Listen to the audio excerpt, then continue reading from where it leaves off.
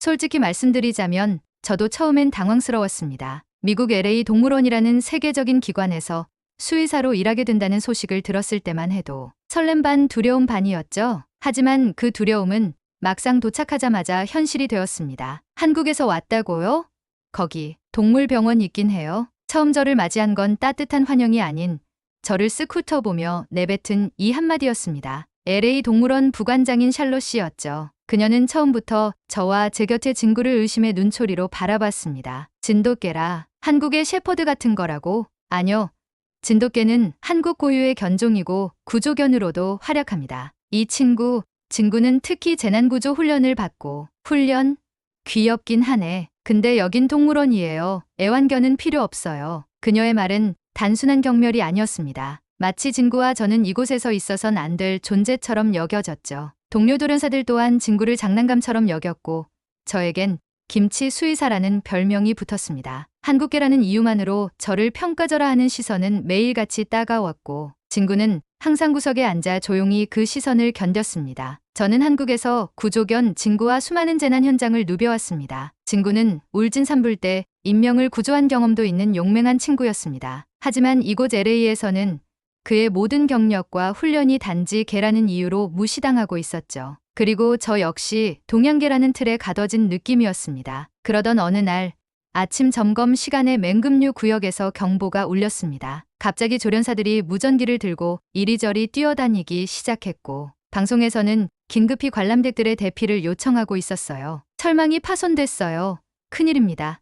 독수리 한 마리가 빠져나왔어요. 맙소사 그건 날개 길이 2m 넘는 성체잖아. 맹금류 중에서도 공격성이 강한 대형 독수리였습니다. 날개를 퍼덕이며 구조물 위를 날아다니는 그 모습은 마치 사냥감을 노리는 맹수처럼 보였죠. 사람들은 비명을 지르며 도망쳤고 몇몇 아이들은 부모 품에 안겨 울고 있었습니다. 직원들조차 겁에 질려 움직이지 못했어요. 그때였습니다. 독수리가 새끼 사냥이가 있는 우리 위로 날아가 착지했습니다. 어미 사냥이는 울부짖으며 우리를 맴돌았고 독수리는 천천히 새끼를 향해 부리를 내밀기 시작했죠. 그 순간 마치 시간이 멈춘 것처럼 모든 것이 정지된 듯 했습니다. 그 혼란 속에서 저는 조용히 제 옆을 바라봤습니다. 진구는 조용히 앉아 있었어요. 하지만 눈빛이 달랐습니다. 아주 익숙한 위기 상황에서만 드러나는 그 표정이었죠. 바로 그 눈빛을 저는 한국의 재난 현장에서 수도 없이 봐왔습니다. 진구야, 이제 우리가 누군지 보여줄 시간이야. 저는 목줄을 풀었습니다. 진구는 단 한 번도 망설이지 않았습니다. 진구는 천천히 일어났습니다. 낯선 환경, 시끄러운 비명, 긴박한 방송 소리 속에서도 그는 전혀 흔들리지 않았습니다. 마치 이런 일이 처음이 아닌 듯한 차분함이었죠. 저는 잠시 그의 눈을 바라봤습니다. 진구야, 조심해. 아주 낮게, 그러나 단호하게 말했습니다. 진구는 고개를 끄덕이는 듯 작은 몸짓으로 답했습니다. 동료 조련사들이 저를 붙잡으며 외쳤습니다. 당신 뭐 하는 거예요? 미쳤어요? 개를 풀다니. 그 아이, 구조견이에요. 저 독수리를 잡을 수 있습니다. 그들은 비웃듯 고개를 저었지만 지금은 누군가 나서야 했습니다. 맹금의 공격은 그저 관람객을 위협하는 것을 넘어서 동물들 사이에서도 큰 사고를 불러올 수 있었거든요. 무엇보다 새끼 사냥이는 그야말로 무방비였습니다. 진구는 최대한 자세를 낮추며 사냥이 우리 쪽으로 움직이는 독수리를 향해 다가갔습니다. 바닥에 엎드려 시선은 똑바로 독수리를 응시하고 있었죠. 독수리는 처음엔 진구를 의식하지 않았습니다. 하지만 몇 걸음 가까이 다가가자 재빠르게 몸을 돌렸고 양 날개를 활짝 펴며 위협적인 자세를 취했습니다. 그리고 그 순간이었습니다. 진구는 마치 전광석화처럼 튀어올랐습니다. 정확하게 독수리의 목덜미를 향해 날아올라 날개 깃 부분을 덮쳐 물어버렸죠. 독수리가 고함에 가까운 울음을 터뜨리며 날개를 퍼덕이며 저항했습니다. 매서운 부리로 진구를 쪼려 했고 날카로운 발톱이 진구의 옆구리를 긁어내는 것이 보였습니다. 진구, 제 심장은 터질 것 같았습니다. 하지만 진구는 절대 놓지 않았습니다. 그 맹금이 힘을 잃기 전까지 결코 놓지 않겠다는 눈빛이었습니다. 마침내 주변에서 달려온 직원들이 포획망을 들고 합류했습니다. 진구가 독수리의 중심을 잡고 버티는 동안 직원들은 양옆에서 동시에 포획망을 던져 독수리를 제압했습니다. 모든 것이 몇 초 만에 끝난 일이었지만 그 순간은 평생 잊을 수 없을 만큼 길게 느껴졌습니다. 진구는 포획망이 완전히 덮이자마자 힘이 빠진 듯 옆으로 쓰러졌습니다. 그의 옆구리엔 깊은 긁힘 자국과 피가 번지고 있었죠. 하지만 드는 꼬리를 살짝 흔들며 마치 해냈다는 듯한 눈빛으로 저를 바라봤습니다. 저는 그대로 진구를 안고 무릎을 꿇었습니다. 온몸이 떨렸고 눈시울이 뜨거워졌습니다. 그 장면을 본 동물원 직원들, 심지어 샬롯 부관장마저도 아무 말 없이 그 자리에 얼어붙은 채 서 있었습니다. 어떤 설명도 필요하지 않은 순간이었습니다. 진구는 한국의 구조견이자 이곳에서 쓸모없다고 비웃음 받던 진돗개였지만 그 누구보다 용감했고 정확했으며 무엇보다 진짜 프로였습니다. 그날 이후 모든 것이 달라지기 시작했어요. 제가 진구를 처음 만난 건 지금으로부터 7년 전 진도군 구조견 센터에서 수해 군복무를 하던 시절이었습니다. 그는 다른 진돗개들과는 달랐습니다. 조용했지만 자기 확신이 있었고 강한 본능을 지녔으면서도 통제를 잘 따랐습니다. 눈빛 하나만으로 의사소통이 가능한 아이였죠. 그때부터였습니다. 훈련사가 아닌 수의사였던 제가 훈련장 구석에서 몰래 진구와 시간을 보내기 시작한 건요. 틈만 나면 저희 둘은 산속을 뛰어다니며 훈련을 했고 제가 동물의 상처를 치료하면 진구는 곁에서 조용히 기다려주곤 했습니다. 저는 언젠가 이 친구와 함께 더 넓은 세상으로 나가고 싶다는 생각을 자주 했습니다. 전역 후 구조견 연구로 석사 과정을 마치고 미국으로 유학을 떠났고 거기서 동물 행동과 재난 구조 시스템에 관한 논문으로 상도 받게 되었습니다. 그러다 LA 동물원이 수의사 인턴을 모집한다는 소식을 듣게 됐고 저는 진구와 함께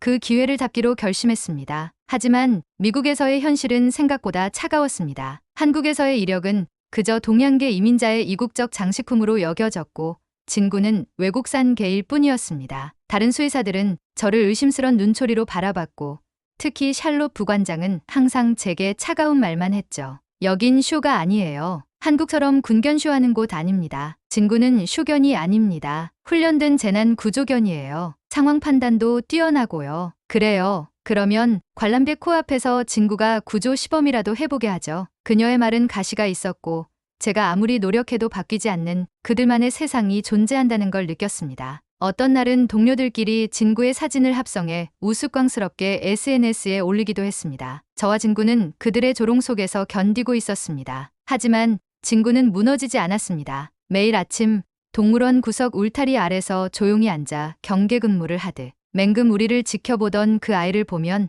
저도 힘을 낼 수 있었습니다. 진구야, 언젠간 보여줄 수 있겠지. 우리 둘이 여기까지 온 이유를. 그러던 중 발생한 그 사고는 어쩌면 운명이었을지도 모르겠습니다. 누구도 예상치 못했던 맹금류 탈출 사고, 그리고 모두가 물러선 그 순간 진구가 보여준 행동은 단지 본능이나 훈련의 산물이 아니었습니다. 진구는 이 세상에 반드시 필요한 존재라는 것을 증명하고 싶었던 게 아닐까 하는 생각이 들었어요. 사고 이후 진구는 치료를 받기 위해 수의사 병동에 옮겨졌고 저는 그 곁을 지켰습니다. 직원들이 조용히 문 앞을 지나가며 고개를 숙이는 걸 보았고 샬롯 부관장 역시 그날 이후 단 한마디도 저를 비하하지 않았습니다. 며칠 후 병원으로 한 통의 편지가 도착했습니다. 발신인은 샬롯 부관장이었고 편지엔 짧지만 놀라운 문장이 적혀 있었습니다. 진구는 단순한 동물이 아닙니다. 그는 이곳의 영웅이며 제 인생에서 편견이라는 단어를 지워준 첫 존재입니다. 그 문장을 읽고 저도 모르게 눈물이 쏟아졌습니다. 진구는 독수리와의 몸싸움 끝에 옆구리에 깊은 상처를 입었고 감염 반응성까지 있어서 즉시 수술에 들어가야 했습니다. 마취 후 수술을 진행하는 동안 저는 수술실 창가에서 손을 모으고 기도하듯 서 있었습니다. 평소에 의료진으로 직접 치료에 참여하던 제가 그날만큼은 아무것도 할 수 없다는 무력감에 휩싸였죠. 진구의 상태는 일주일 내내 불안정했습니다. 호흡도 가쁘고 상처 부위는 자꾸 염증이 돋았습니다. 수의사 동료들은 이제 이 나이에 무리다라는 말도 했지만 저는 진구의 눈을 보며 버텼습니다. 그리고 그 일주일 동안 매일같이 놀라운 일이 벌어졌습니다. 동물원 관람객들, 그중엔 현지 주민뿐 아니라 한인 커뮤니티, 그리고 다양한 인종의 아이들과 어른들이 진구에게 편지를 보내오기 시작했습니다. 진구, 너 정말 멋졌어. 어서 나와서 또 보고 싶어.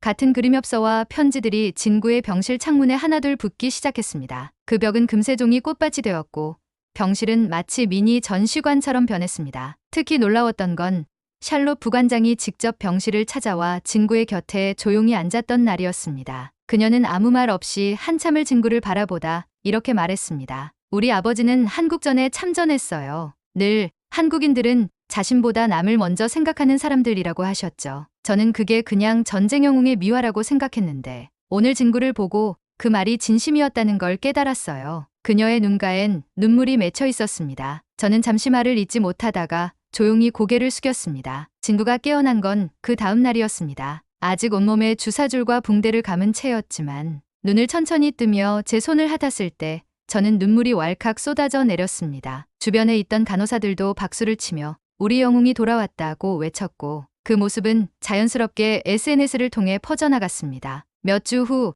LA 동물원에서는 진구 전용 공간을 만들겠다는 발표를 했습니다. K9 히어로 존이라는 이름의 이 공간은 진구가 활동한 한국 구조견 영상, 훈련 과정, 그리고 그날의 사고 장면을 포함한 아카이브 전시가 포함된 특별돈으로 기획되었습니다. 뿐만 아니라 동물원 한편에는 한국 진돗개에 대한 상설 전시 코너도 함께 신설되었죠. 진돗개가 얼마나 영리하고 충직한 견종인지, 그리고 그 역사와 특징, 한국의 구조견 시스템까지 설명된 이 전시 공간은 전 세계 관람객에게 진구와 한국을 동시에 알리는 창구가 되었습니다. 그때부터였어요. 진구와 제가 더 이상 이방인이 아니게 된 것은 진구가 LA 동물원의 영웅으로 떠오른 뒤 사람들의 관심은 점점 커졌습니다. 방송국에서는 인터뷰 요청이 밀려들었고 SNS에는 샵진구드헤로라는 해시태그가 연일 화제를 모았습니다. 특히 미국 내 한인 커뮤니티는 물론이고 한국 본토에서도 뉴스가 보도되면서 진구는 국경을 넘은 스타가 되었습니다. 그러던 어느 날 동물원 홍보팀에서 뜻밖의 제안을 해왔습니다. 다음 주 VIP 행사에 진구와 함께 무대에 서주세요. 한국 진돗개의 대표성을 보여주는 상징적인 이벤트가 될 거예요. 그달에는 미국 유명 정치인들과 각국 대사관 관계자, 언론 관계자들이 참석하는 초대형 행사였습니다. 저는 처음엔 망설였지만 진구가 더 많은 사람에게 한국과 진돗개의 위상을 보여줄 수 있다면 좋겠다는 생각으로 수락했습니다. 행사 당일 진구는 전용 제복을 입고 무대에 올랐습니다. 조명이 비치고 사회자가 진구의 업적을 소개하는 동안 객석에서는 연신 박수가 터졌습니다. 모두가 감동하는 순간이었죠. 그런데 그때였습니다. 갑자기 한 어린아이가 무대 아래로 뛰어들어왔습니다. 부모가 뒤늦게 따라붙었지만 이미 늦었고 아이는 진구에게 다가가 손을 뻗었습니다. 진구는 놀란 눈으로 아이를 바라보았고 반사적으로 뒤로 한 걸음 물러났습니다. 그런데 그 찰나 아이가 무대 가장자리에 발이 걸려 넘어졌고 진구는 아이를 향해 돌진하듯 다가갔습니다. 어머, 물려요. 관중석에서 누군가 소리쳤습니다. 그 짧은 순간의 장면은 고스란히 카메라에 담겼고 다음날 아침 온라인은 그 장면의 캡처와 자극적인 제목으로 가득 찼습니다. 영웅견 진구, 아이 공격 시도, 진실은 진돗개는 본능적으로 위험한가? 정확한 사실은 알려지지 않은 채 진구는 하루아침에 위험한 맹견으로 몰리기 시작했습니다. 홍보팀은 행사 홍보를 모두 철회했고 동물원 내부에서도 다시 분위기가 뒤바뀌었습니다. 몇몇 직원들은 슬쩍 제게 말을 흘렸습니다. 역시 개는 개죠. 진돗개는 원래 예민하다고 하더라고요. 그 말에 저는 숨이 턱 막혔습니다. 지난 시간들이 송두리째 부정당하는 기분이었어요. 하지만 저는 포기하지 않았습니다. 당시 현장 CCTV와 무대 정면의 정식 영상, 그리고 아이 부모님의 진술을 확보하기 위해 노력했고 마침내 영상이 공개되었습니다. 화면 속 진구는 아이가 발을 헛디뎌 넘어지는 순간 즉시 달려가 앞다리를 뻗어 아이를 끌어안듯 받쳐줬고 그 뒤로도 아이를 핫으며 진정시키는 장면이 분명하게 찍혀 있었습니다. 영상이 공개되자 반응은 완전히 뒤바뀌었습니다. 그동안 침묵하던 뉴스들도 진구의 진심을 앞다투어 다뤘고 아이 부모도 나서서 진구가 아니었다면 아이가 무대 아래로 떨어졌을 수도 있다며 공개적으로 감사를 전했습니다. 그제야 모두가 다시 진구를 바라보기 시작했습니다. 단지 멋있는 개가 아닌 진짜로 사람을 이해하고 보호할 줄 아는, 그리고 누구보다 따뜻한 마음을 지닌 존재로요. 그날 밤 샬롯 부관장은 제 사무실 문을 조용히 두드렸습니다. 그리고 제게 한 장의 스케치북을 건넸습니다. 거기엔 그녀가 직접 그린 진구와 아이가 포옹하는 모습이 담긴 그림이 있었습니다. 이 그림을 동물원에 걸자고 제안했습니다. 진구가 어떤 존재인지 사람들은 절대 잊어선 안 되니까요. 그녀의 눈에는 더 이상 편견이 없었습니다. 오히려 존경과 감동이 가득했습니다. 진구는 이제 모두의 진구가 되었습니다. 진구가 아이를 구한 영상이 공개된 후 미국 전역에서 진구에 대한 재평가가 이뤄졌습니다. LA 동물원은 즉각 입장문을 발표했고 진구의 행동은 조건 없는 보호 본능으로 정의됐습니다. CNN, BBC, 그리고 국내 주요 언론들도 한국 진돗개 진구, 또 하나의 전설을 쓰다라는 제목으로 이 사건을 조명했죠. 진구의 진정한 위대함은 단지 동물을 구조하거나 아이를 구했다는 것에서 그치지 않았습니다. 그는 존재만으로 사람들의 마음을 바꾸었고 닫혀있던 문화의 벽을 허물었습니다. 이후 동물원은 진구 기념관을 정식으로 개관했습니다. 그 중심에는 아이와 진구가 서로를 껴안고 있는 동상이 세워졌습니다. 청동으로 제작된 이 조각상 아래에는 이런 문구가 새겨졌습니다. 그 어떤 말보다도 강한 진심이 있다. 그건 행동으로 증명된다. 진구의 이야기는 수많은 어린이들에게 용기와 따뜻함을 가르쳐주는 교육 자료로 사용되었고, 일부 학교에선 진구 챌린지라는 이름의 인성 교육 캠페인도 열렸습니다. 아이들은 서로를 도우며 진구처럼 행동하자는 말을 입에 달고 다녔고, SNS에는 지금도 샵진구 챌린지 해시태그와 함께 감동적인 사연들이 계속 올라오고 있습니다. 저에게도 큰 변화가 찾아왔습니다. LA 동물원은 저를 수석 수의사로 승진시켰고, 샬롯 부관장은 정식으로 저를 존경하는 동료라고 소개했습니다. 한국 진돗개의 국제 표준 등록을 위한 협력도 시작되었고, 미국 내 한국 견종의 이미지 역시 크게 달라졌습니다. 그러던 어느 날, 진구와 함께 평소처럼 공원을 산책하던 중 한 아이가 달려와 말했습니다. 당신이 진구 아저씨죠?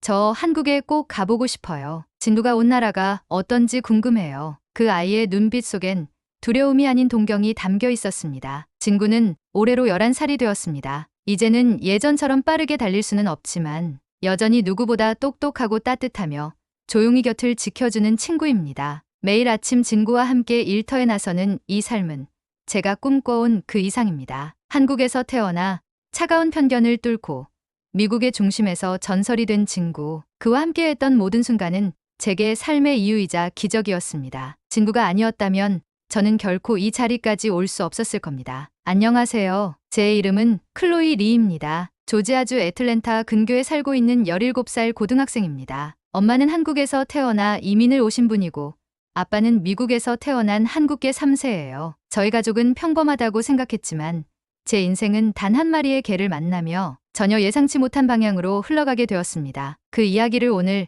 이곳에 조심스럽게 꺼내고자 합니다. 저는 어릴 적부터 동물을 정말 좋아했습니다. 하지만 단순히 귀여워서가 아니라 존재 자체가 주는 위로 때문이었어요. 친구들과 잘 어울리는 성격은 아니었고 학교에서는 늘 조용한 아이로 불렸습니다. 아시겠지만 미국 고등학교의 분위기는 냉정하고 서열 중심적이죠. 어디에도 제대로 속하지 못한 저에게 위로가 되어준 존재는 강아지들이었습니다. 특히 한국 외할머니께서 진돗개는 사람 목숨도 구하고 말도 알아듣는다고 하셨던 그 말씀이 늘 마음속에 남아 있었죠. 어느 날 지역 유기동물 보호소 봉사활동을 가게 되었고 그곳에서 처음으로 그 아이를 만났습니다. 다른 개들은 사람을 보면 꼬리를 흔들거나 장난을 쳤지만 그 아이는 조용히 저를 바라보며 눈을 마주쳤습니다. 강아지 치곤 조금 크고 털은 억세 보였고 코 옆엔 흉터까지 있던 아이. 그러나 그 눈빛 하나만큼은 무언가 저와 같은 외로움을 안고 있는 듯했죠. 담당자는 말했습니다. 저 개요? 한국에서 데려온 진돗개인데 입양도 잘 안 돼요. 낯가림 심하고 성격이 강해서 그냥 애매한 기타 견종 분류로 들어가 있어요. 그 순간 제 가슴이 덜컥 내려앉는 것 같았습니다. 기타 견종이라니요? 이름도 없이 소속도 없이 그 단어가 꼭 제 자신을 말하는 것 같았거든요. 그날 이후 저는 매주 보호소에 갔고 그 개와 시간을 보내기 시작했습니다. 사람을 경계하던 그 아이도 점차 제 손을 받아주고 제 목소리를 기억하기 시작했죠. 일주일, 2주, 한 달이 지나자 저는 확신했습니다. 엄마, 저희 아이 데려올 수 있을까요? 엄마는 처음엔 망설였습니다. 강아지는 책임이 따르고 또 진돗개라는 품종 자체가 미국에서는 잘 알려지지 않아 기르기 어렵다는 말도 들었으니까요. 하지만 제 진심을 알게 된 엄마는 결국 조용히 고개를 끄덕여 주셨습니다. 이름은 용맹이로 지었습니다. 외할머니께서 옛날 한국 군견 이름은 늘 그런 단어들이었다며 추천해 주셨어요. 저와 용맹이의 새로운 삶은 그렇게 시작됐습니다. 하지만 이 이야기는 여기서 끝이 아니었습니다. 아니, 진짜 시작은 지금부터였죠. 진돗개는 머리가 좋고 충성심이 강하다는 이야기는 익히 들어왔지만 정말 그렇게 훈련이 어려울 줄은 몰랐습니다. 외부에 대한 경계심이 강한 용맹이는 작은 소리에도 짖고 산책 도중 다른 개에게 쉽게 위협을 느꼈어요. 미국식 훈련 방식은 그에게 통하지 않았습니다. 그래서 저는 한국어로 훈련을 시도하기로 했습니다. 앉아, 기다려, 이리 와. 영어가 아니라 엄마와 외할머니께 배운 단어들을 사용해 훈련을 시작했죠. 신기하게도 그 말들이 통했습니다. 아니, 정확히 말하면 통하려는 듯 용맹이가 노력하고 있다는 느낌이 들었어요. 점차 저희 둘 사이엔 무언의 신뢰가 쌓이기 시작했고 용맹이는 오직 저만 바라보는 아이가 되었습니다. 그때였죠. 고등학교 동물학 수업의 선생님이 지역 도구쇼 출전을 권유해 주신 건 내가 훈련한 방식 정말 특별해. 한번 나가볼 생각은 없니? 하지만 도구쇼 세계는 저와 용맹이를 환영하지 않았습니다. 등록할 품종란에 진두는 없었습니다. 진돗개는 공식 품종으로 인정되지 않아 기타 견종으로 분류되어야 했고 그건 곧 심사위원들로부터 주목조차 받지 못한다는 뜻이었습니다. 참가 접수처의 한 직원은 이렇게 말했습니다. 쇼견은 아니에요. 얘는 그냥 가정견으로 키우시는 게 더 나을 텐데요. 그날 저는 용맹이보다 더 떨렸던 것 같습니다. 조롱어린 시선, 눈에 띄지 않으려던 저의 습관, 그리고 사람들의 무관심. 그런데 그런 와중에도 용맹이는 묵묵히 제 곁에 앉아 사람들 사이를 쳐다보지도 않고 저만 바라보고 있었죠. 그때 깨달았습니다. 이 아이는 절대 흔들리지 않는다는 걸요. 다음 날부터 저는 진심을 다해 용맹이와 도구쇼 준비를 시작했습니다. 그건 단순한 게 훈련이 아니었습니다. 저의 존재 증명이었고 용맹이에 대한 세상의 인식을 바꾸는 싸움이었어요. 거실엔 한국 전통 음악이 흘렀고 명령어는 전부 한국어로 통일했습니다. 저희 집은 마치 작은 대한민국 훈련소 같았죠. 미국 도구쇼장에서 누구보다 한국적인 방식으로 경연해 나가는 그 순간을 상상하며 밤마다 기도하곤 했습니다. 그 아이는 단순한 개가 아니었습니다. 용맹이는 제 자존감이었고 저의 반쪽이었습니다. 그리고 어느덧 운명의 날이 다가오고 있었습니다. 2024년 9월 미국 플로리다 올랜도 전국에서 모인 700마리 이상의 순혈견이 한자리에 모이는 아메리칸 내셔널 도구쇼 현장이었습니다. 초대장을 받은 것도 특별 대우를 받은 것도 아니었습니다. 저와 용맹이는 기타 견종 부문 참가자 번호 샵 G229로 가장 뒤편 구석 대기 구역에서 조용히 앉아 있었죠. 수많은 사람들이 휘황찬란한 리본 장식과 화려한 장비로 준비를 마친 반려견들을 데리고 오갔고 누군가는 저희를 스태프나 구경꾼으로 착각하기도 했습니다. 그날 아침 저는 제게 익숙한 말로 용맹이에게 말했습니다. 오늘도 나만 봐. 알겠지? 용맹이는 말이 없었습니다. 늘 그렇듯이 다만 그 깊은 눈으로 저를 똑바로 바라봤습니다. 그 눈엔 불안도 동요도 없었습니다. 오직 한 사람, 저만 향한 믿음이 담겨 있었습니다. 대회가 시작되자 저희와는 비교도 되지 않는 수준의 장비와 연출이 쏟아졌습니다. 순종 그레이하운드가 등장할 때는 배경음악까지 준비되어 있었고 보더콜리는 화려한 고개로 박수를 받았습니다. 심사위원들의 시선은 철저하게 분산되어 있었고 기타 견종 순서는 대회 후반부로 밀려 있었습니다. 그리고 드디어 마이크에서 저희 이름이 호명되었죠. G229 handler, slowly, dog name 영맨쥐. 장내가 조용해졌습니다. 대다수는 이 낯선 발음의 개 이름에 고개를 갸웃거렸고 일부는 조용히 피식 웃었습니다. 그게 무슨 개 이름이야? 라는 듯한 시선이 느껴졌지만 저는 숨을 길게 들이쉬고 천천히 경기장 안으로 발을 들여놓았습니다. 그 순간부터는 저와 용맹이의 시간만이 흘렀습니다. 진돗개는 쇼견이 아닙니다. 몸을 흔들며 환영의 인사를 하거나 재롱을 부리는 견종이 아니에요. 하지만 제가 용맹이에게 가르친 건 재롱이나 명령 수행이 아니었습니다. 함께 움직이고 함께 느끼는 법. 첫 동작은 기다려. 용맹이는 그대로 앉아 제 눈을 바라보다가 제가 가볍게 손을 올리자 무겁게 일어났습니다. 이어지는 걷기, 회전, 정지. 모든 동작이 마치 무용처럼 조화롭게 이어졌습니다. 관중들은 처음엔 조용했습니다. 그러다 이상함을 느끼기 시작했죠. 명령이 영어가 아니라는 것,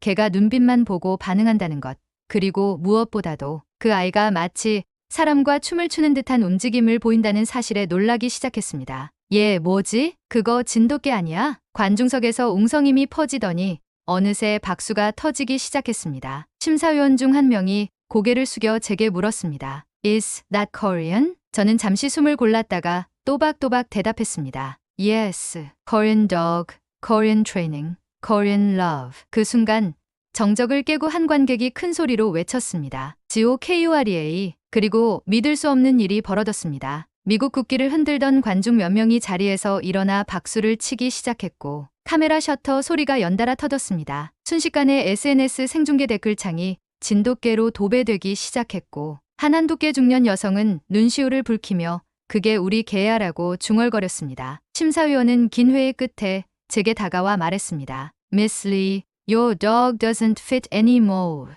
But today he broke one. 결과 발표는 예상보다 빠르게 다가왔습니다. 기타 견종 부문 1위. 용맹이의 이름이 장내에 울려 퍼졌을 때 저는 한참을 멍하니 서 있었습니다. 카메라 플래시가 터졌고 누군가 제게 다가와 마이크를 내밀며 물었습니다. 지금 기분이 어떠세요? 저는 조심스럽게 용맹이의 얼굴을 쓰다듬으며 대답했습니다. 저는 용맹이를 지킨 게 아니에요. 용맹이가 저를 지켜준 거예요. 오늘 그걸 증명한 것 같아요. 이후 상황은 상상도 못했습니다. SNS에서 영맨쥐는 하루 만에 트렌딩 1위에 올랐고 진도라는 검색어가 폭발적으로 증가했으며 한국 진돗개 보호 단체와 미국 견종등록위원회에서도 연락이 오기 시작했습니다. 무엇보다도 저희 보호소엔 진돗개 입양 문의가 폭주했죠. 그 아이처럼 사람을 믿어주는 개가 되고 싶어요. 용맹이 영상 보고 울었어요. 제 아이에게도 그런 친구를 만들어주고 싶어요. 그날 한 마리의 개가 세상을 바꿨습니다. 아무도 주목하지 않던 구석의 견종. 이름조차 없는 기타에서 시작한 아이가 당당히 미국 최고의 무대 위에서 진돗개의 이름을 되찾았습니다. 도그쇼에서 1등 트로피를 안고 집에 돌아오던 그 밤. 저는 온몸이 얼어붙은 사람처럼 아무 말도 하지 못하고 있었습니다. 뒷좌석에 앉은 용맹이는 늘 그랬듯 조용히 창밖을 보고 있었지만 그 눈빛은 마치 모든 걸 이해하고 있다는 듯 평온해 보였습니다. 그날 이후로 저희는 더 이상 무명이 아니었습니다. 다음날 아침 저는 스마트폰을 켜고 잠깐 숨을 멈췄습니다. 알림 숫자가 99를 넘었고 DM창은 온통 메시지로 가득했죠. 그중 가장 먼저 눈에 띈 건 한국어로 써 내려간 짧은 문장이었습니다. 진돗개가 한국인의 자존심인 이유를 당신이 보여주었어요. 처음엔 그 말의 무게를 잘 몰랐습니다. 하지만 그날 하루가 지나기도 전에 저는 세상이 바뀌고 있다는 걸 체감하게 되었죠. 진돗개 보호 단체, 한국개 커뮤니티, 미국 내 한국 대사관, 그리고 동물보호연맹, 교육방송사,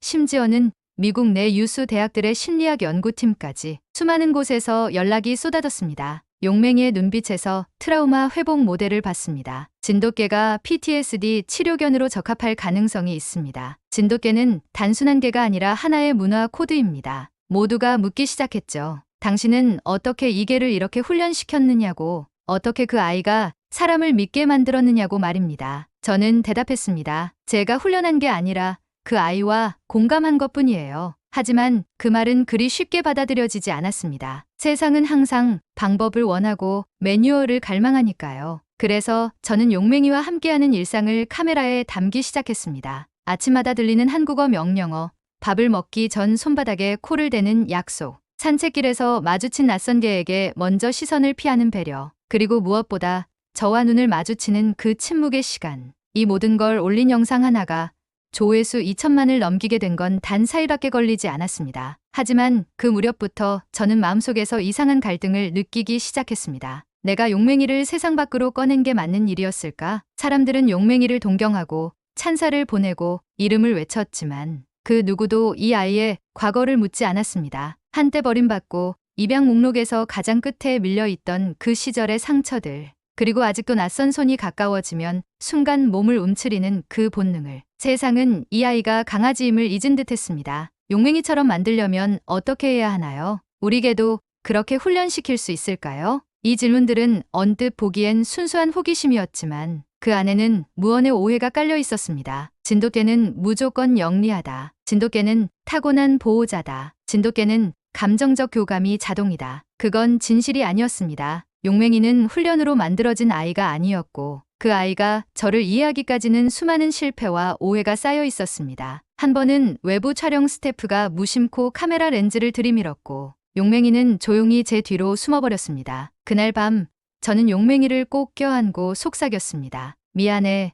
내가 원하지 않는 걸 자꾸 시켜서. 그 순간 용맹이는 제 뺨을 조용히 핥고는 조용히 옆에 누웠습니다. 그 따뜻함에 저는 처음으로 울었습니다. 진돗개는 외로운 품종입니다. 수천 년 단 사람과 교감해왔지만 여전히 외부에는 낯설고 설명하기 어려운 존재죠. 그 아이들은 명령을 따르지 않습니다. 이해하려고 하고 관찰하고 기다리는 아이들입니다. 사람들은 용맹이가 똑똑해서 우승했다고 생각하지만 그건 반만 맞는 말입니다. 우승의 진짜 이유는 저만을 바라보는 단 한 마리 개와 그 아이를 온전히 믿은 한 소녀의 관계였습니다. 언젠가 한 기자가 제게 물었습니다. 클로이, 당신은 진돗개와 교감할 수 있었던 이유가 뭐라고 생각해요? 저는 대답했습니다. 저는 진돗개와 닮았어요. 세상의 기준 밖에 있는 기타 항목 속에 갇혀 있던 존재였거든요. 하지만 누군가 나를 있는 그대로 바라봐 주기만 한다면 저도 누군가를 끝까지 지킬 수 있는 아이가 된다고 믿었어요. 그 말을 남기고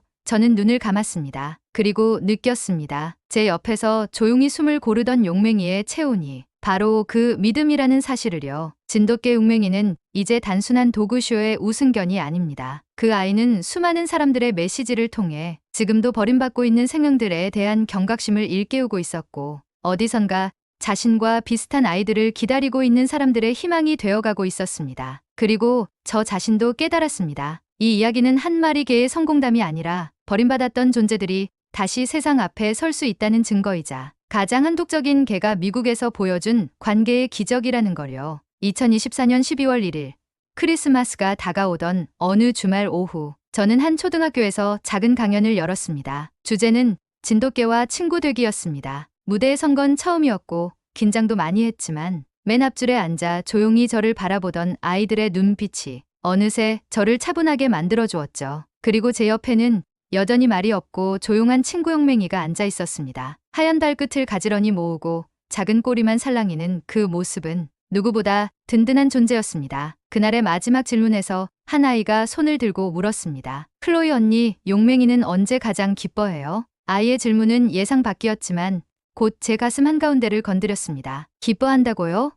그 아이가? 그 순간 저는 몇 개의 장면이 떠올랐습니다. 겨울날 제가 감기에 걸려 침대에 누워있을 때 용맹이가 조용히 제 이마에 코를 대고 한참을 있던 그 순간 제가 학교에서 따돌림을 당한 날 현관문 앞에서 엎드려 있던 모습 그리고 도구쇼 날 그 수많은 조명과 소음 속에서도 오직 저만을 바라보며 흔들림 없이 서 있던 그 눈빛 저는 아이에게 웃으며 대답했습니다. 그 아이는 제가 괜찮다고 느끼는 순간 제일 기뻐해요. 대회 이후로 많은 제안이 들어왔습니다. 동물 광고 모델, 교감 훈련 도우미, 심지어는 다큐멘터리 주인공 제의도 있었죠. 처음엔 하나하나가 신기했지만 점점 그중 다수가 용맹이를 브랜드처럼 포장하려는 목적임을 알게 되자 저는 조심스럽게 거절을 선택하게 되었습니다. 왜냐면 용맹이는 그렇게 팔려야 할 존재가 아니었으니까요. 그 아이는 누군가에게 상처를 입고 한참을 돌아서 결국 제게 온전히 와준 존재였습니다. 저는 그 아이를 더 이상 영리한 개로 소비하지 않기로 결심했어요. 그 아이는 저의 가족이자 이야기였기 때문입니다. 그로부터 몇 달 후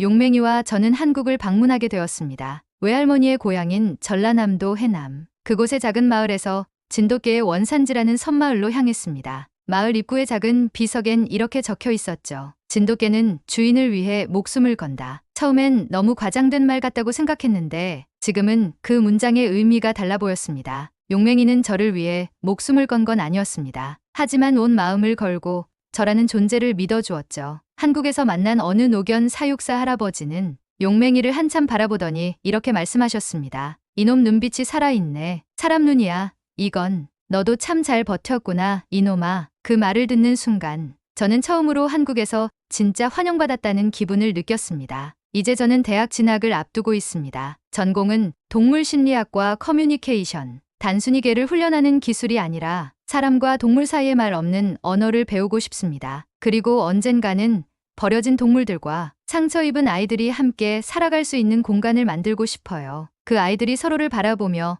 나는 혼자가 아니야라는 걸 느낄 수 있도록요. 왜냐면 저는 이미 그런 기적을 경험했기 때문입니다. 마지막으로 누군가 제게 묻는다면 이렇게 말할 겁니다. 용맹이는 당신에게 무엇이었나요? 저는 대답하겠습니다. 용맹이는 저를 지켜준 사람이었습니다. 다른 동물들과 달리 자기를 표현하지 못하고 오직 기다리고 참아야만 하는 진돗개라는 존재는 세상에 너무도 과소평가되어 있었습니다. 하지만 지금 이 아이가 보여준 그 사랑과 신뢰는 단순한 본능이 아니라 사람보다 더 사람다운 품격이었습니다. 저는 이제 용맹이의 반려인이 아닌 그 아이가 걸어온 이야기를 전할 증인이 되고 싶습니다. 그리고 그 이야기가 누군가에게 작은 위로가 되고 어느 외로운 생명이 다시 희망을 가질 수 있다면 그걸로 충분합니다. 감사합니다. 그리고 용맹이, 내가 있어서 정말 고마워. 텍사스의 끝없이 펼쳐진 황야.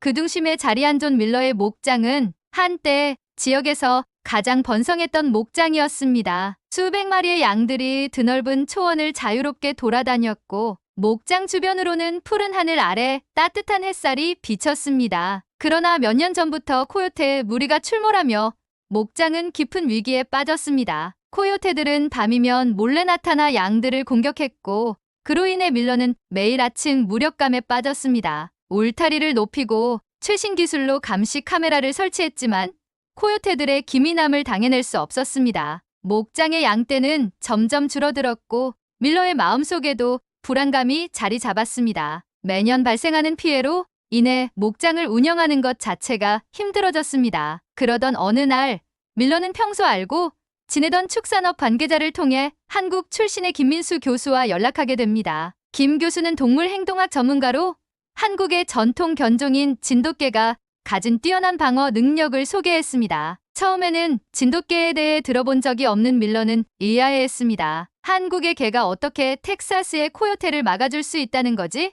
그는 반신반의하며 대화를 이어갔습니다. 그러나 김 교수가 보여준 자료와 영상은 놀라웠습니다. 진돗개의 날렵한 움직임, 주인에게 충성심을 바탕으로 한 방어 본능, 그리고 높은 지능은 정말 특별해 보였습니다. 이건 마지막 방법일지도 몰라. 목장을 구하기 위해서라면 무슨 방법이든 써야 했던 밀러는 김 교수의 도움을 받아 진돗개 한 마리를 들여오기로 결심합니다. 몇 주 뒤 한국에서 도착한 진돗개 한 마리가 목장에 도착했습니다. 강인한 체격과 날카로운 눈빛을 가진 진돗개는 김 교수가 이름 붙여준 대로 태산이라는 이름을 얻었습니다. 태산은 낯선 환경에 금세 적응하며 목장을 살펴보는 모습으로 밀러와 그의 가족들에게 첫인상을 남겼습니다. 하지만 과연 태산이 코요테 무리로부터 목장을 지킬 수 있을까요? 태산이 목장에 도착한 첫날 밤, 밀러는 긴장감에 잠을 이룰 수 없었습니다.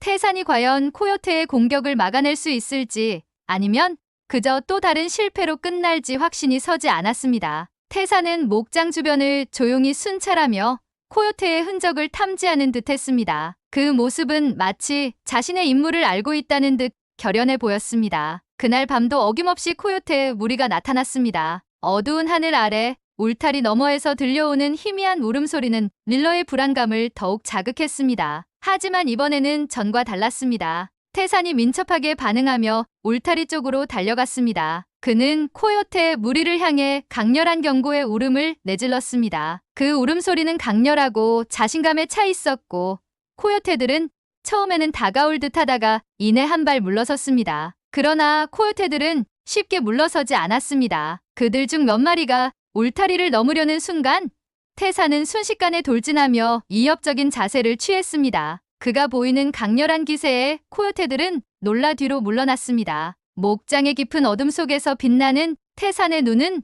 마치 자신이 이 땅의 수호자임을 선언하는 듯했습니다. 밀러와 그의 가족은 숨을 죽이며 이 장면을 지켜봤습니다. 태산의 존재감은 놀라웠습니다. 그의 단호한 태도와 행동은 마치 코요테들에게 여기서 더 이상 넘어올 수 없다라고 말하는 것처럼 보였습니다. 결국 그날 밤 코요테 무리는 목장에서 더 이상 시도하지 않고 떠나버렸습니다. 다음 날 아침 밀러는 무사한 양떼들을 보며 믿을 수 없는 표정으로 태산을 바라봤습니다. 그는 태산의 머리를 쓰다듬으며 진심 어린 감사를 전했습니다. 태산은 밀러의 기대를 뛰어넘는 첫 임무를 훌륭히 완수했지만 이 이야기는 이제 막 시작에 불과했습니다. 태산이 앞으로도 목장을 지킬 수 있을지, 그리고 코요테들이 다음엔 어떤 방법으로 돌아올지 궁금증이 고조되었습니다. 며칠이 지나고 목장은 태산 덕분에 평온함을 되찾는 듯했습니다. 밀러는 태산이 단순히 코요테를 겁주는 것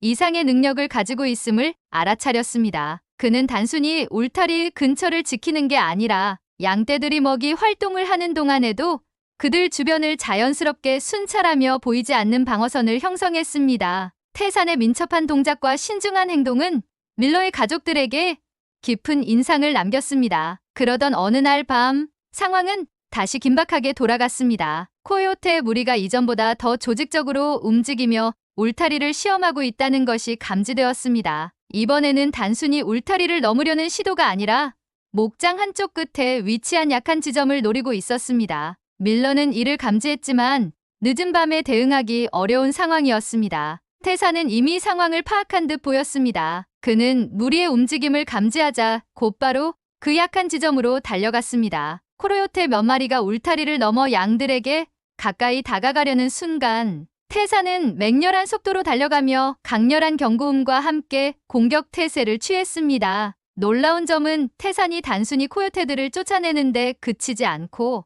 전략적으로 움직이며 무리를 분산시키는 방식을 택했다는 것이었습니다. 태산은 먼저 가장 대담하게 울타리를 넘은 코요테를 향해 접근하며 기선을 제압했습니다. 이후 다른 코요테들에게도 일일이 경고를 보내며 무리 전체를 혼란스럽게 만들었습니다. 그의 행동은 본능에 의한 것이었지만 마치 전략을 짜는 듯한 치밀함이 느껴졌습니다. 코요테들은 결국 혼란에 빠져 뿔뿔이 흩어졌고 다시는 쉽게 돌아올 수 없을 것 같은 기세로 도망쳤습니다. 태산의 활약을 지켜본 밀러는 감탄을 금치 못했습니다. 그는 이건 단순히 운이 아니라 태산의 타고난 능력이야 라며 그의 아내와 아이들에게 말했습니다. 그날 이후로 밀러는 태산에게 더욱 신뢰를 가지게 되었고 목장의 미래에 대한 희망도 커져갔습니다. 태산은 이제 단순한 반려견이 아니라 목장의 수호신 같은 존재로 자리 잡기 시작했습니다. 태산이 코요테 무리를 여러 차례 물리친 이후 밀러의 목장은 점차 안정을 찾아갔습니다. 주변 이웃 목장주들도 이 소식을 듣고 흥미로워하기 시작했습니다. 특히 태산이 단순히 용맹함뿐만 아니라 예리한 판단력과 대처 능력을 보여준다는 이야기가 퍼지면서 진돗개에 대한 관심이 점차 커졌습니다. 어느 날 옆마을에서 목장을 운영하는 빌 톰슨이 밀러의 목장을 방문했습니다. 빌은 자신의 목장도 코요테 문제로 고생하고 있다며 태산의 활약에 대한 이야기를 직접 확인하고 싶어 했습니다. 밀러는 흔쾌히 태산의 이야기를 들려주었고 태산이 어떻게 양떼를 보호했는지 구체적인 경험을 공유했습니다. 빌은 태산을 직접 보자 놀라움을 감추지 못했습니다. 태산의 예리한 눈빛과 당당한 자세는 일반적인 개들과는 확실히 달랐습니다. 이 녀석이 정말로 코요테 무리를 막아냈다고?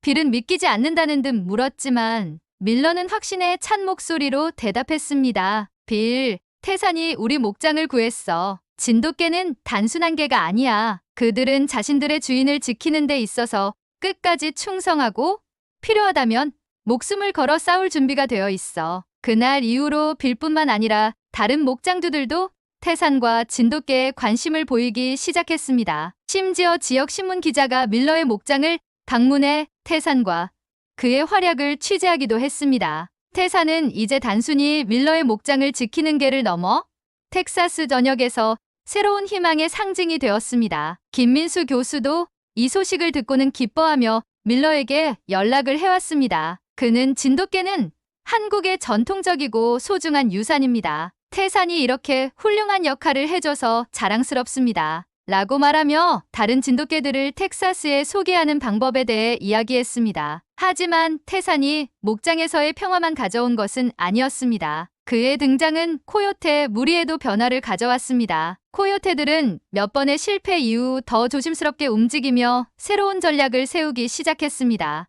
태산의 존재가 목장을 보호하는데 결정적인 역할을 했지만 밀러는 여전히 경계를 늦출 수 없었습니다. 코요테들은 쉽게 물러서는 상대가 아니었기 때문입니다. 목장주들 사이에서 태산과 같은 진돗개에 대한 수요가 높아지며 진돗개가 텍사스 축산업에 새로운 돌파구를 제공할 수 있을지에 대한 기대가 커졌습니다. 하지만 이 모든 관심 속에서도 태산은 단 한 가지 임무에만 집중하고 있었습니다. 바로 자신에게 맡겨진 양떼와 목장의 안전을 지키는 일이었습니다. 그날 밤 태산은 또 한 번 긴박한 상황에 직면했습니다. 코요테 무리는 지난번보다 더 영리하게 움직이며 목장의 방어망을 시험하고 있었습니다. 특히 코요테들은 분산작전을 사용해 여러 방향에서 동시에 접근하며 태산의 주의를 흩트리려 했습니다. 이 전략은 분명 이전과는 다른 더 조직적인 움직임이었습니다. 태산은 상황을 빠르게 파악하고 움직였습니다. 그는 먼저 가장 가까운 울타리 쪽으로 돌진하며 코요테 몇 마리를 몰아냈습니다. 그러나 반대편에서도 울타리를 넘어 양들에게 접근하려는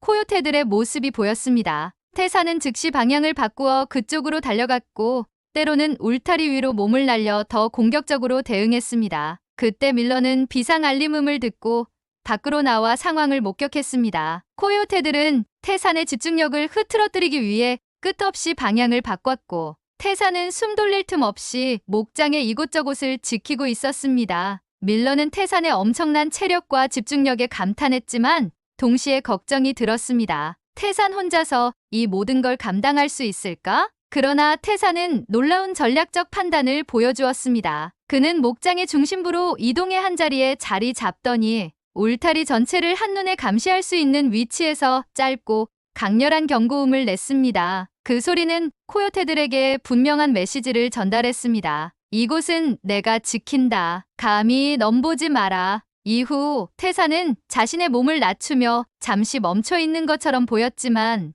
그의 날카로운 눈은 코요테들의 모든 움직임을 주시하고 있었습니다. 코요테들은 태산의 단호한 태도와 전략적인 움직임에 더 이상 접근하지 못하고 서서히 물러나기 시작했습니다. 태산은 끝까지 경계를 늦추지 않으며 목장의 안전을 확인한 후에야 움직임을 멈췄습니다. 그날 밤의 태산은 단순한 개가 아니라 전장에서 전술을 펼치는 장군과도 같았습니다. 밀러는 이 장면을 보며 깊은 깨달음을 얻었습니다. 태산은 단순히 강한 개가 아니라 자신이 지켜야 할 가족과 목장을 위해 끝까지 헌신하는 존재라는 것을. 다음 날 이웃 목장주 빌이 상황을 들은 후 다시 찾아왔습니다. 그는 태산의 활약을 듣고 감탄하며 진돗개를 자신의 목장에도 도입할 수 있는 방법을 물었습니다. 밀러, 태산은 그저 개가 아니야. 그는 축복이야. 이런 동물이 있다는 게 믿기지 않아. 밀러는 빌의 말을 듣고 태산을 자랑스럽게 바라보았습니다. 태산의 이야기는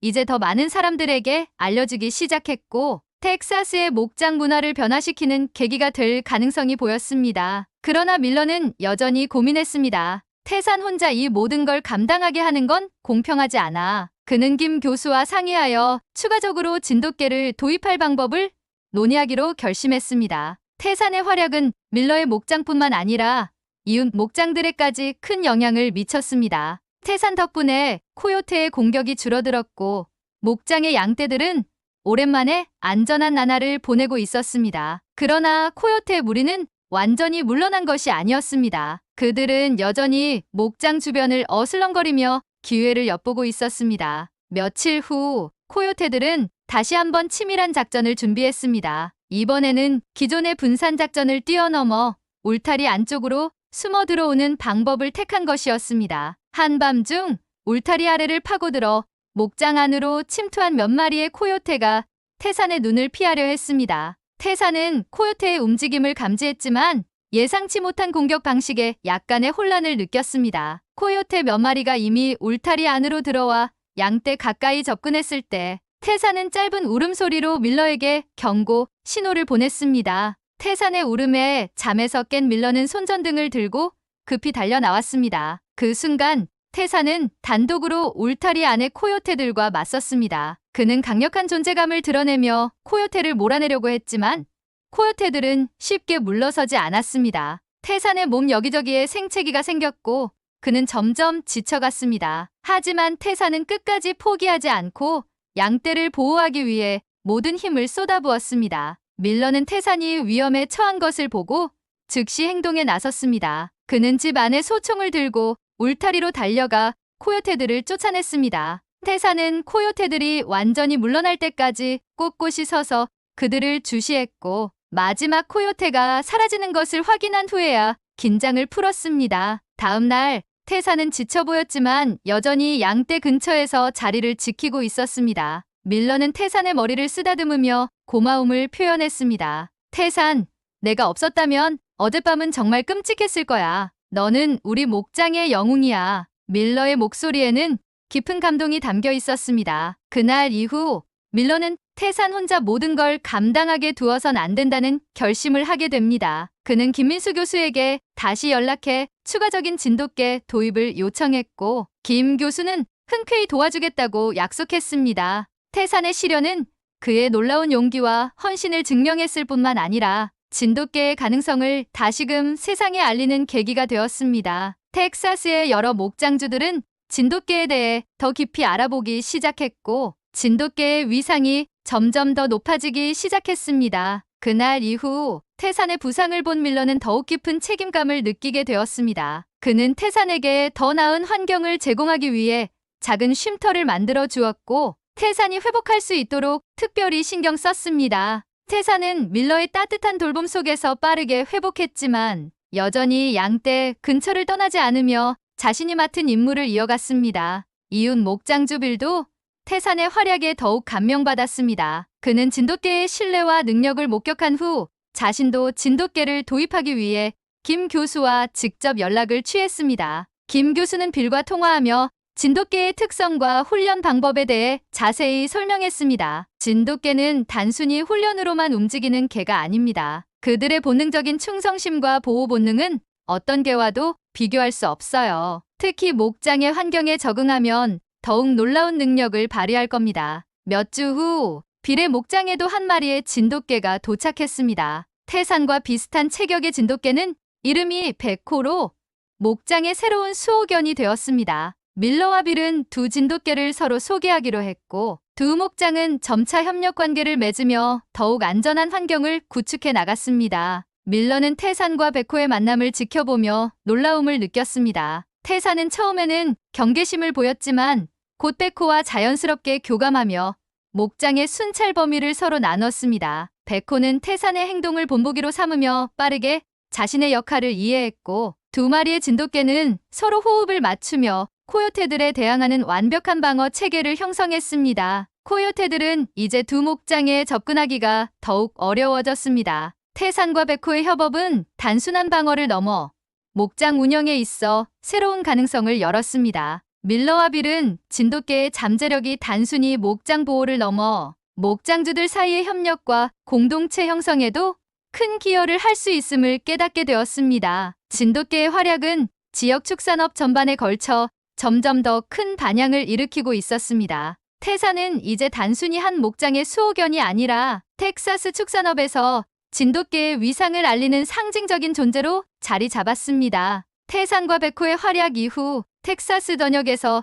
진돗개에 대한 관심은 폭발적으로 증가했습니다. 밀러와 빌의 목장은 지역 신문과 방송에 소개되었고 진돗개의 뛰어난 능력과 충성심에 대한 이야기가 퍼져나갔습니다. 목장을 운영하는 여러 축산업자들은 진돗개를 도입하기 위해 김민수 교수와 접촉을 시도했고 진돗개의 수요는 급증했습니다. 김 교수는 이 기회를 활용해 한국에서 진돗개를 더 많이 들여올 계획을 세웠습니다. 그는 단순히 진돗개를 수출하는 데 그치지 않고 진돗개의 특성과 훈련 방법을 교육하는 프로그램을 마련했습니다. 이 프로그램은 진돗개의 새로운 환경 적응을 돕고 축산업자들이 진돗개의 잠재력을 최대한 발휘할 수 있도록 지원했습니다. 한편 밀러의 목장에서는 태산이 여전히 양떼를 지키고 있었습니다. 그는 목장의 중심에서 자신이 보호해야 할 대상들을 주시하며 한순간도 긴장을 늦추지 않았습니다. 하지만 그의 곁에는 이제 백호도 있었습니다. 두 마리의 진돗개는 완벽한 호흡을 보여주며 목장을 더욱 안전하게 만들었습니다. 밀러는 태산과 함께 지내온 시간을 떠올리며 감회에 젖었습니다. 그는 태산이 단순히 양떼를 보호하는 개가 아니라 목장의 미래를 바꾼 존재라는 것을 깨달았습니다. 태산, 너는 나와 내 가족, 그리고 우리 목장을 구한 영웅이야. 내 덕분에 우리는 새로운 희망을 갖게 됐어. 밀러는 태산을 쓰다듬으며 감사의 말을 전했습니다. 몇 달 후 김 교수는 밀러를 통해 텍사스에서 진돗개 커뮤니티를 형성하겠다는 아이디어를 제안했습니다. 진돗개를 보유한 목장주들이 모여 경험과 정보를 공유하고 한국의 진돗개 문화를 알리는 행사를 개최하는 것이었습니다. 밀러와 빌은 적극적으로 이에 참여했고 이 행사에서 태산과 백호는 특별히 소개되었습니다. 행사 당일 진돗개들은 목장을 지키는 모습뿐만 아니라 인간과의 교감을 보여주는 시범을 선보였습니다. 태산은 사람들 앞에서 당당한 모습을 보이며 그의 지혜와 충성심이 단순히 목장을 넘어 사람들의 마음을 사로잡는 힘이 있음을 증명했습니다. 결국 태산의 이야기는 단순히 한 목장의 성공 사례에 그치지 않았습니다. 이는 한국의 전통 견종인 진돗개의 우수성과 가능성을 전 세계에 알리는 계기가 되었고 축산업의 새로운 패러다임을 제시한 사례로 기록되었습니다. 밀러는 태산을 보며 생각했습니다. 태산, 너는 단순히 한 목장의 영웅이 아니야. 넌 이곳 텍사스, 그리고 더 나아가 세상을 변화시킬 수 있는 존재야. 그는 태산과 함께 목장 언덕에 올라 석양을 바라보며 이렇게 다짐했습니다. 이제 우리와 함께 더 많은 가능성을 만들어보자. 안녕하세요. 저는 미국 시애틀 외곽의 커클랜드라는 조용한 동네에서 살고 있는 40대 주부 로라 벤슨입니다. 전업주부이자 두 아이의 엄마로서 제 삶의 가장 큰 즐거움 중 하나는 요리입니다. 특히 제철 재료를 활용한 건강식 만들기에 푹 빠져있죠.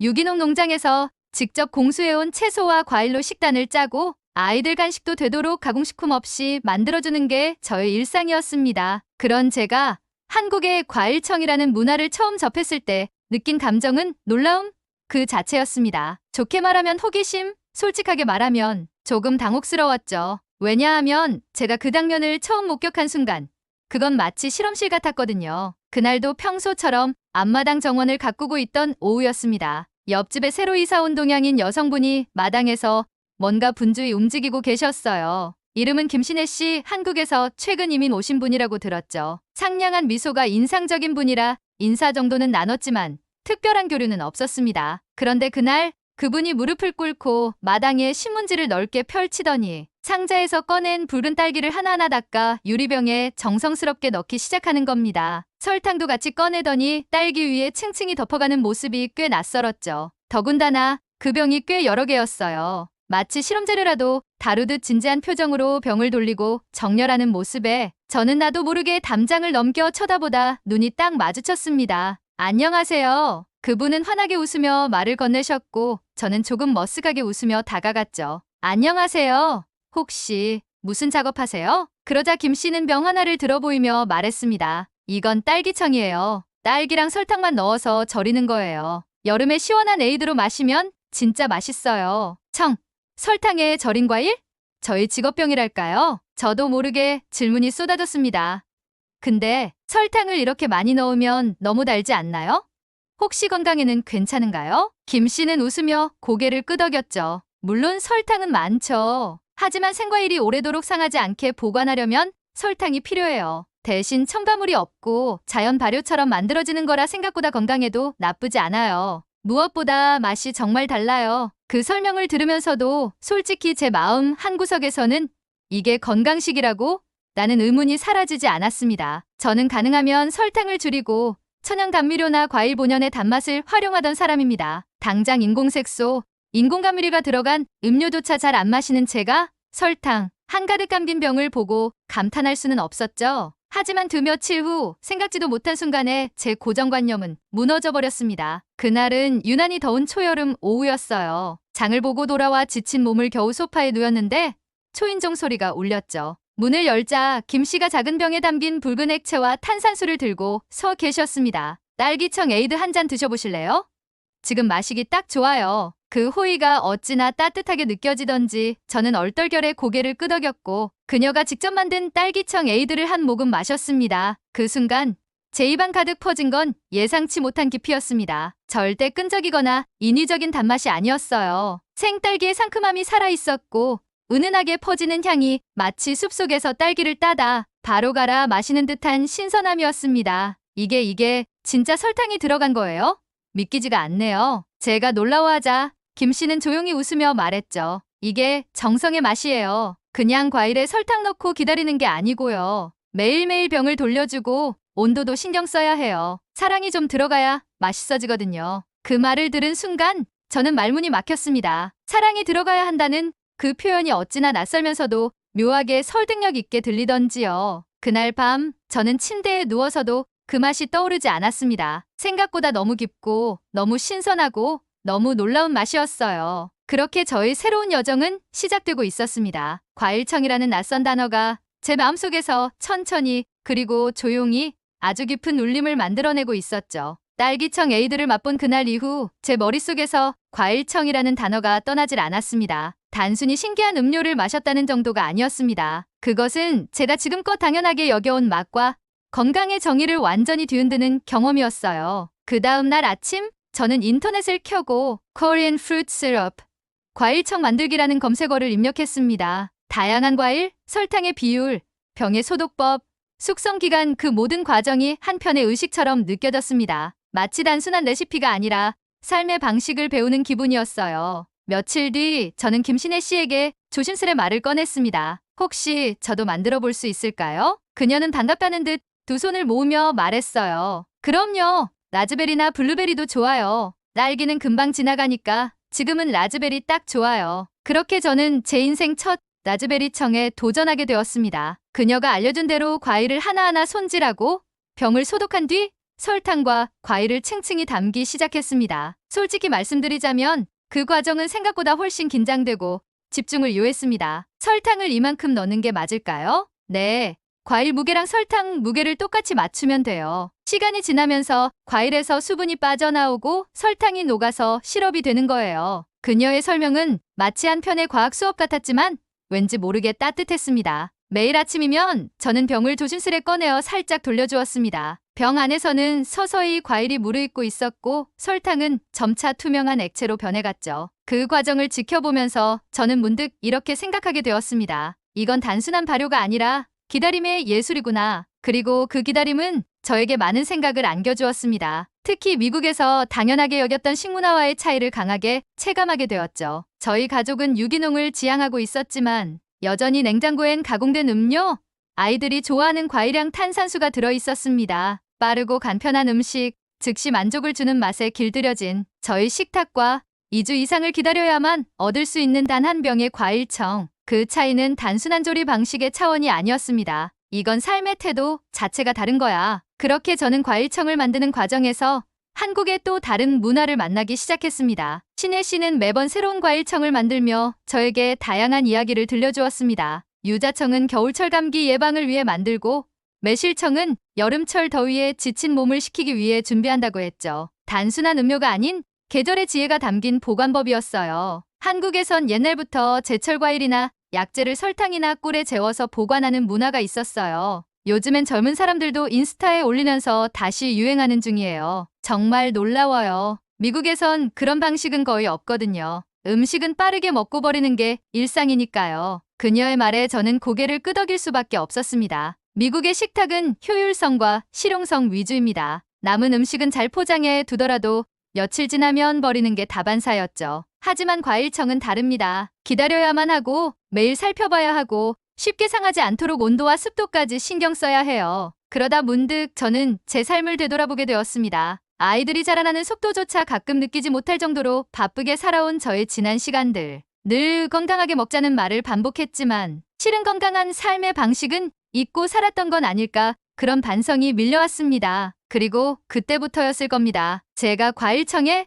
완전히 빠져들기 시작한 건요. 아이들 간식으로 딸기청 요거트를 만들어주고 남편과 함께 저녁에는 블루베리청 스파클링 음료를 즐기며 하루를 마무리했어요. 가족들도 그 맛에 푹 빠졌고 특히 아이들은 엄마가 만든 음료가 제일 맛있어라며 손뼉을 쳤습니다. 그렇게 저의 일상은 점점 더 한국의 맛, 한국의 지혜로 물들어갔습니다. 과일청은 단순히 한 병의 음료가 아니었습니다. 그것은 저희 가족 식탁 위에 계절의 정성과 기다림, 그리고 새로운 문화의 향기를 가져다주는 작은 기적이었죠. 과일청을 만들기 시작한 지 한 달쯤 지났을 무렵, 저는 자연스럽게 이 새로운 경험을 블로그와 인스타그램에 공유하기 시작했습니다. 처음엔 단순한 기록이었어요. 라즈베리청 만들기 일지 같은 소박한 제목으로 설탕의 입자가 녹아드는 과정, 하루하루 달라지는 색감, 그리고 기다림의 감정을 담아낸 포스팅들이었죠. 그런데 뜻밖에도 반응이 아주 뜨거웠습니다. 같은 동네에 사는 몇몇 주부들이 댓글을 달기 시작했고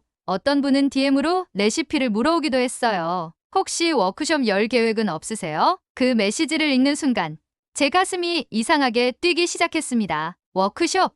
내가 그걸 할 수 있을까? 하지만 김신혜 씨는 오히려 적극적으로 등을 밀어주셨습니다. 로라 씨는 이미 충분히 잘하고 계세요. 외국인이 미국에서 한국 전통 방식을 소개하는 것 자체가 멋진 일이에요. 그 말에 용기를 얻은 저는 작은 워크숍을 열기로 마음먹었습니다. 집 앞마당에 테이블을 펼치고 각자 가져온 유리병과 과일, 설탕을 나눠 담으며 함께 과일청을 만드는 시간. 그 자리엔 연령 남짓의 이웃들이 모였고 분위기는 생각보다 훨씬 따뜻하고 활기찼어요. 한 아이 엄마는 말했습니다. 로라, 덕분에 우리 아이가 딸기를 손질하면서 즐거워하더라고요. 늘 전자레인지로 간단히 만드는 간식만 해줬는데 이런 경험은 처음이에요. 또 다른 분은 고개를 끄덕이며 말했죠. 그런데 이게 정말 한국에서 전통적으로 내려오는 방법이에요?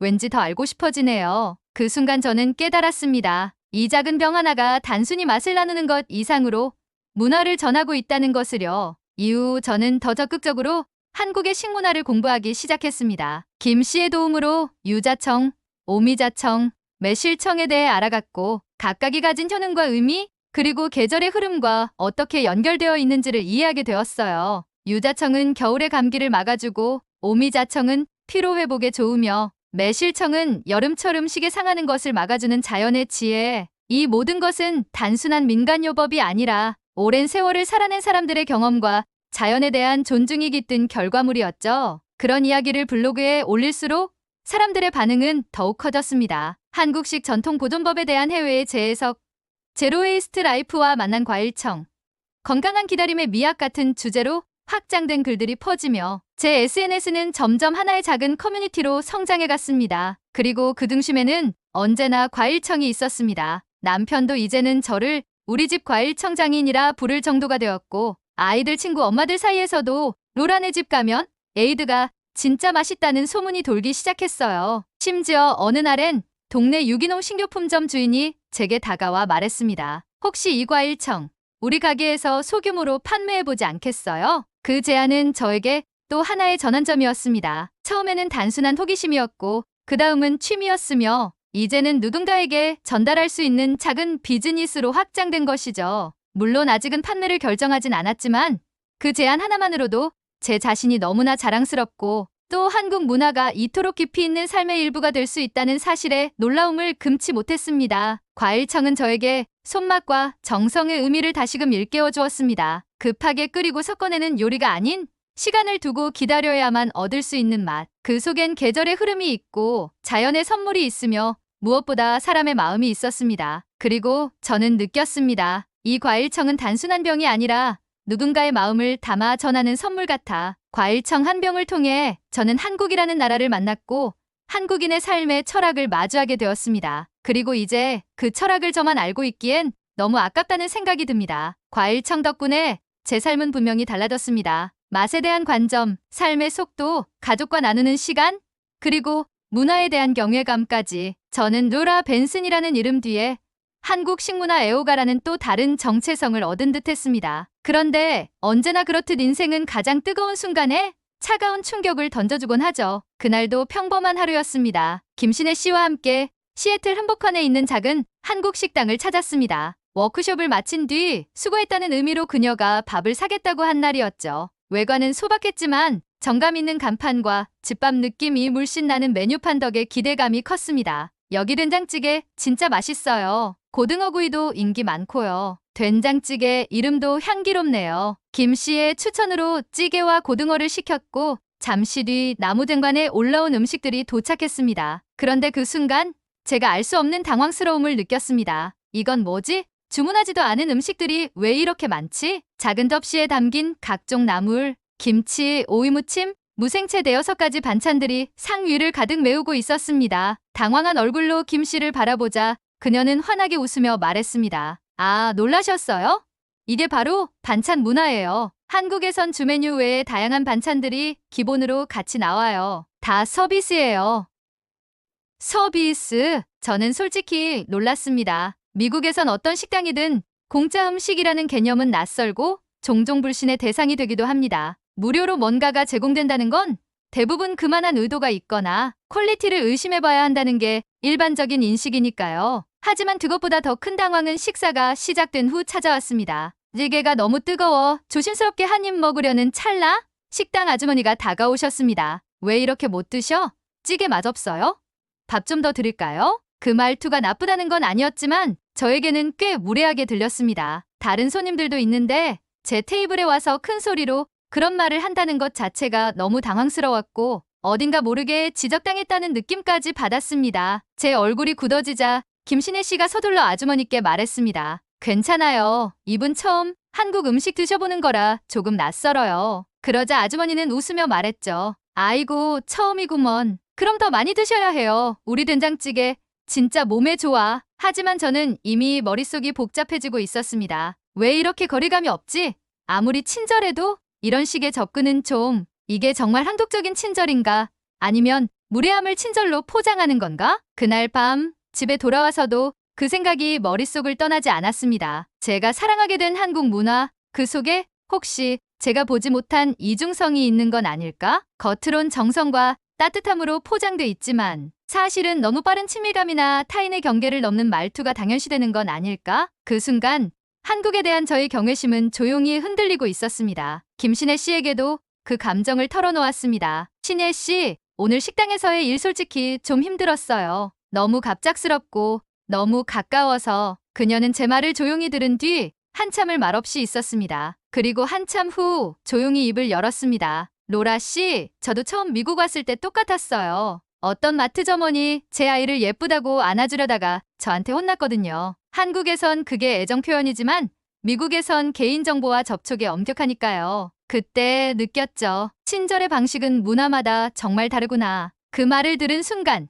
가슴이 찡해졌습니다. 제가 느꼈던 불편함이 단지 무례가 아니라 문화적 언어의 차이였다는 것. 그리고 그 언어를 오해한 사람은 어쩌면 저일지도 모른다는 생각이 들었습니다. 다음 날 저는 용기를 내어 그 식당을 다시 찾았습니다. 이번엔 작은 꽃다발과 함께였죠. 어제는 제가 너무 낯설어서 오해했어요. 반찬이랑 찌개 정말 맛있었어요. 아주머니는 활짝 웃으며 말했습니다. 그럼 많이 드시고 건강해지셔야지. 다음엔 김치볶음밥도 드셔봐요. 그 미소는 어쩌면 과일청을병에 담던 김신혜 씨의 미소와 닮아 있었습니다. 낯설지만 따뜻하고 조용하지만 깊은, 말은 통하지 않아도 마음은 충분히 통하는 그런 순간. 시간이 흘렀습니다. 계절도 한 바퀴를 돌아 다시 라즈베리의 계절이 찾아왔습니다. 1년 전 제가 처음 과일청을 담그기 시작했던 바로 그때 말입니다. 그해 여름 저는 다시 병을 꺼내어 라즈베리를 손질했습니다. 처음처럼 서툴지 않았고 병을 소독하는 손길도 익숙해져 있었죠. 그런데도 제 마음은 다시 설렜습니다. 마치 처음 사랑에 빠진 사람처럼요. 김신혜 씨와 함께 열었던 과일청 워크숍은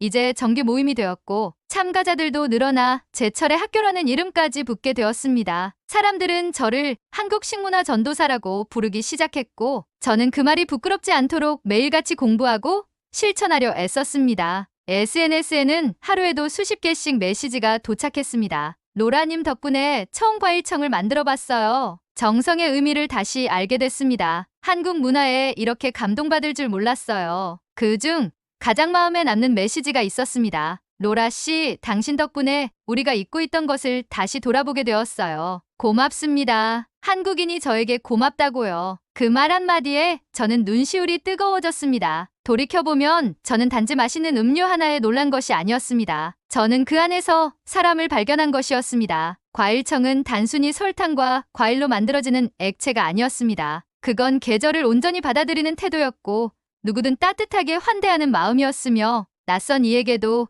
기꺼이 한 잔을 내어주는 한국인의 정이 담긴 보석 같은 문화였습니다. 한 병의 과일청이 제게 가르쳐준 것은 이런 것이었습니다. 천천히 만들어야 오래도록 기억에 남는다는 것. 정성을 다하면 언어를 넘어 진심이 통할 수 있다는 것. 그리고 낯선 문화도 이해하고자 다가가면 가족처럼 다정해질 수 있다는 것. 이제 저는 한국이라는 나라를 단지 좋아하는 곳이 아닌 배워야 할 곳으로 생각합니다. 언젠가 꼭 한국에 직접 가서 그곳의 공기, 시장, 사람들 속에서 과일청을 만들어 보고 싶습니다. 할머니 손을 잡고 장에 가는 아이들의 모습, 주방에서 된장찌개를 끓이는 중년의 여성들, 옥상에서 말린 매실을 뒤집는 노인들 속에 섞여 조용히 배우고 싶습니다. 그리고 제 아이들에게도 이렇게 말해주고 싶어요. 정말 좋은 음식은 재료보다 사람의 마음에서 시작되는 거란다. 그날 식당에서 만났던 아주머니의 말투가 김신혜 씨의 딸기청이 라즈베리를 닦던 저의 손끝이 모두 이어져 하나의 선으로 연결되는 순간이었습니다. 저는 오늘도 병을 돌리며 기다립니다. 이 병 안에 설탕이 천천히 녹아내리길, 그 안에서 삶의 정수가 다시 피어오르길, 그리고 그 기다림 속에서 또 다른 누군가가 한국의 따뜻한 지혜를 만나게 되길 바랍니다. 혹시 지금 이 영상을 보고 계신 분들 중 한국 문화에 대해 더 알고 싶으신가요? 조금 낯설지만 아주 아름다운 한국의 전통이 여러분을 기다리고 있습니다. 저와 함께 그 이야기를 더 들어보시겠어요? 좋아요와 구독, 그리고 알림 설정까지 해주시면 더 많은 한국의 감동적인 이야기와 함께 할 수 있습니다. 우리의 다음 이야기는 어쩌면 여러분의 사연일지도 몰라요. 감사합니다. 로라 벤슨이었습니다.